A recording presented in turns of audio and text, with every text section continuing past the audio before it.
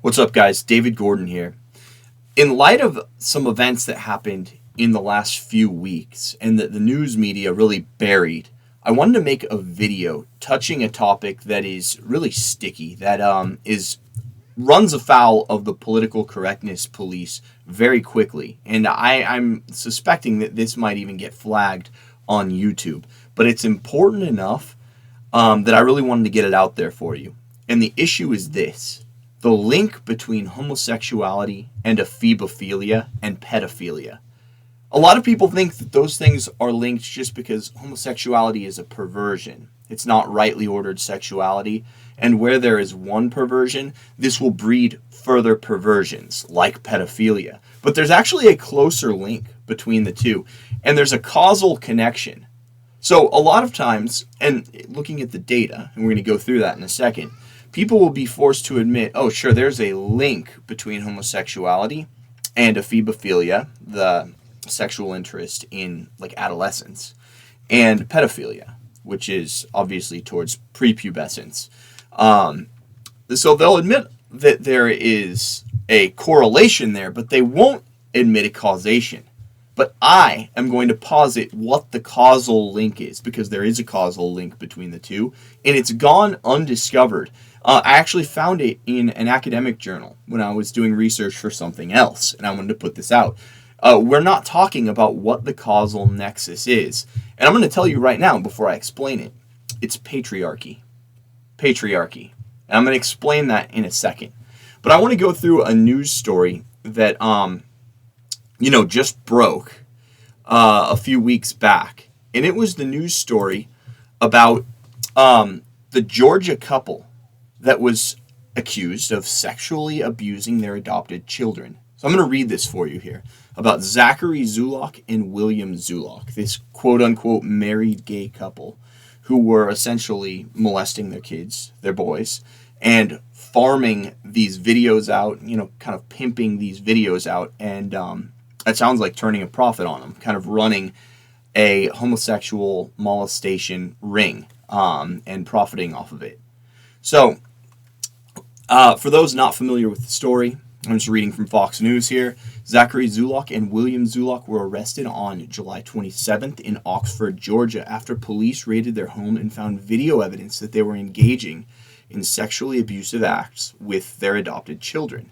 The couple is now facing charges for aggravated child molestation, exploitation of children, felony prostitution of a minor, aggravated sodomy, and incest, amounting to possibly 9 life sentences. They've pled not guilty, and essentially they were filming themselves in having relations with their adopted children. So perverse, sick stuff. Absolutely beyond the pale. So in light of that story, we need to say, well, what's the connection here? Because there are a lot of homosexuals, as you've seen, going out and getting their designer Adopt-A-Baby from mothers. They run off, get the baby from these mothers, adopt it, pose for their Instagram selfies, like Pete Buttigieg and his quote-unquote husband.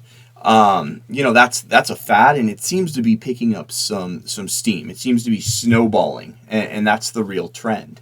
So, because that's picking up steam, I really think, in the interest of children, and just in the interest of advancing the conservative argument against homosexuality, and showing what a perversion it is, I want to do the causal link between homosexuality and ephebophilia and pedophilia.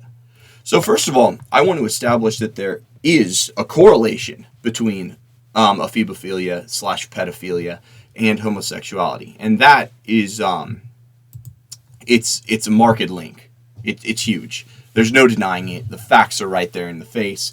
Now, the LGBT lobby obviously tries to keep this off the books, out of the press, out of the mainstream as much as they can, because obviously it's a devastating statistic, and it's a devastating linkage there. So here's what I'm reading an article now from the American Family Association, and this is called The Inescapable Link Between Homosexuality and Pedophilia. And the relevant portion says this. One pathology that LGBT activists will not acknowledge is the unmistakable connection between homosexuality and pedophilia. The American Professional Society on the Abuse of Children stated flatly that, quote, the vast majority of the offenders are male, end quote. The Journal of Sex and Marriage Therapy, in a study of male sex offenders against children, found that 1/3 of the sex offenders directed their sexual activities against males. And the Journal of Sex Research found that homosexual pedophiles commit about 1/3 of the total number of sex offenses against children. And this is particularly disturbing, reads the article. Homosexuals comprise just 2% of the population, yet are responsible for 33% of all child sexual abuse. They offend against children at 16 times the rate of the normal population. Now, that's not just here. It's not like we have some outlier, study or something like that. Obviously, they're citing several sources and several academic sources. But I have another academic source. This is Regent University Law Review. Law reviews are put out by law schools. They're their most prestigious publication. They're the height of scholarship in the legal profession. So here's what Regent University Law Review says of this. And I'm quoting. And this article, by the way, that I'm quoting from is titled Child Molestation and the Homosexual Movement. It's by Steve Baldwin, if you want to look it up. And I'm going to put the links to all of these things in the show notes so you can follow my paper trail if you want. So they say, what then does the academic literature say about the relationship between homosexuality and child molestation? Quite a bit, actually. Scientific studies confirm a strong pedophilic predisposition among homosexuals. Family Research Institute founder and psychologist Paul Cameron, reviewing more than 19 different academic reports and peer-reviewed studies in a 1985 Psychological Reports article. That's 19 different, academically sound studies we're talking. So it's not just cherry picking. Found that homosexuals account for between 25% and 40% of all child molestation. Sex researchers Frand, Heisman, Rakansky, and Glancy, for example, in a 1984 Journal of Sex and Marital Therapy article, put the number at 36%. Erickson, Walbeck, Selly, in a 1988 Archives of Sexual Behavior article, places it at 86% when the children being molested are male. However, it should be noted that homosexuals account for only 2% of the population, which statistically means that a child molester is 10 to 20 times more likely to be homosexual than heterosexual. So, absolutely stunning, marked numbers. The numbers are staggering, so there's certainly a correlation there. And here's the causal link. People have been searching for a causal link for a long time now, and in the popular dialogue, in popular discourse, there really hasn't been a satisfactory causal link that's been pinpointed. And that's a problem on our part, on conservatives' part. It's a failure to prosecute this issue with the vigor it deserves, especially as we're placing more and more children into homosexual households in their so-called marriages. They're getting their trophy children, picking up their trophy children so that they can pose for an Instagram post. Obviously, even if there's no molestation, it's still completely disordered and abusive to have a child in a homosexual home. But it ups their risk of being molested, as you can see, by a huge amount. The numbers are staggering. 33% of all of these things, all of these molestations, are committed by 2% of the population. So we're talking 10 to 20 times more likely. It's staggering. Here's the link. And like I said, it goes back to patriarchy, which obviously you guys know as an anti-feminist Catholic. is in my wheelhouse. Obviously, in normal relationships, in the male-female romantic relationship, we have what's called complementarity, right? But in the male-male disordered, unnatural romantic relationship, there is no complementarity. There's a supplementarity. Those parts aren't meant to fit together. And I'm not just talking in terms of anatomy and physiology here.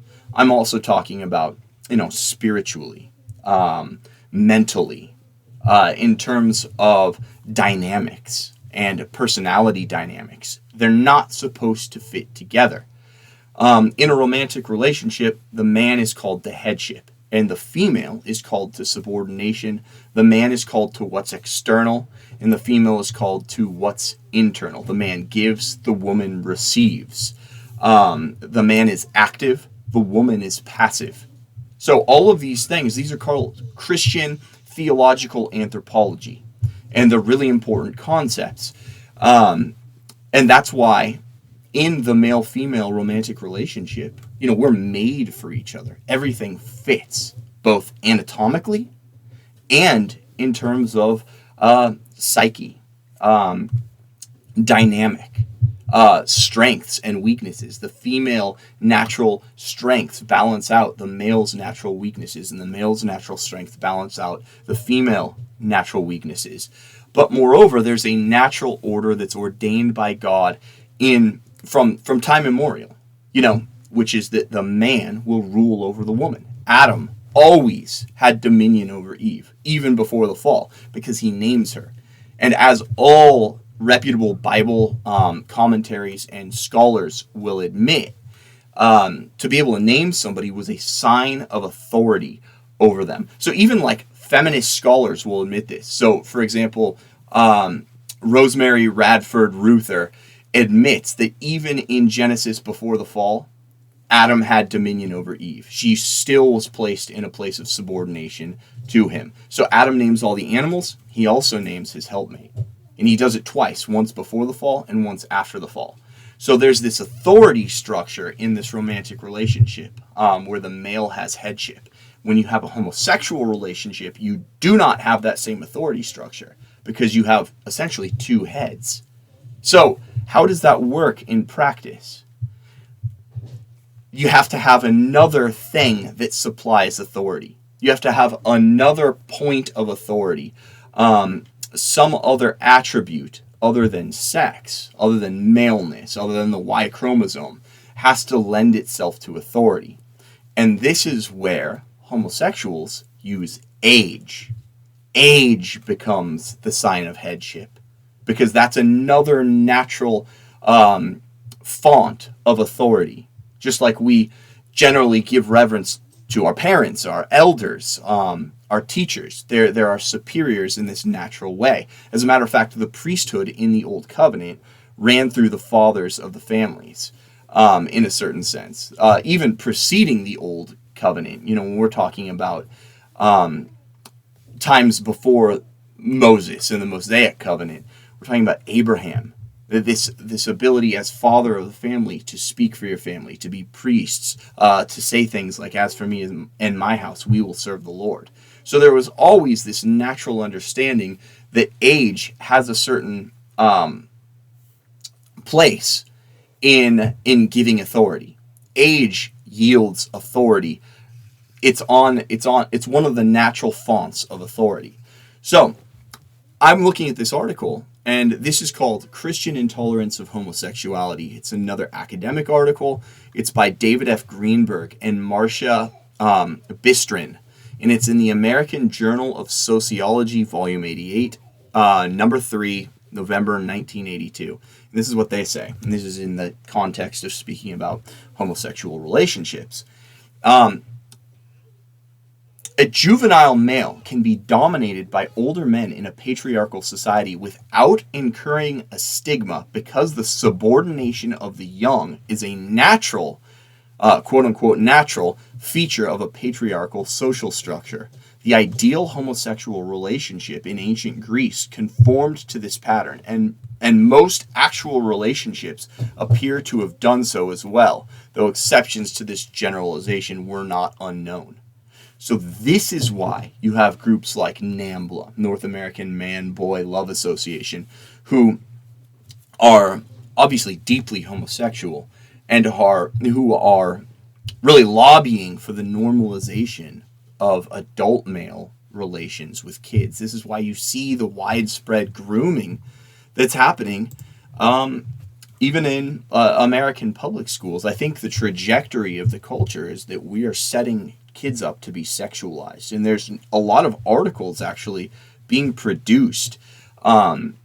If you actually look through this, if you dig through what's being produced by the American far left and homosexual lobby, there are a lot of articles out there really laying an academic framework and a quote-unquote clinical framework for the sexualization of children. And this is why a homosexual culture is an ephebophilic culture. It is a pedophilic culture because they need that age gap in order to establish relationships and ensure a continuity of homosexualism through the ages. Again, homosexuals reproduce by molesting. That's how you gain new converts to homosexualism. They reproduce by molestation. And the other thing is, obviously, disorder breeds disorder. So, sure, there's going to be, and this is what Conservative Inc. is focused on. Yeah, homosexuality is naturally disordered. And that's going to tend to bring other disorders because sin begets sin. You know, this is something that the church teaches. So that, sure, like somebody who has a perverse will in one regard is more likely to have a perverse will, as weak as he is, and as he's cut himself off from grace and whatnot. He's going to be more likely to have a perverse will in other regards as well. And sure, sin begets sin, as we all know. Like, rock stars need weirder and weirder and weirder things to become excited and aroused as they just normalize with normalize sexual deviancy. We understand that. And that's definitely a cause of, it's a partial cause of perhaps homosexual deviancy in these ephebophilic and pedophilic ways.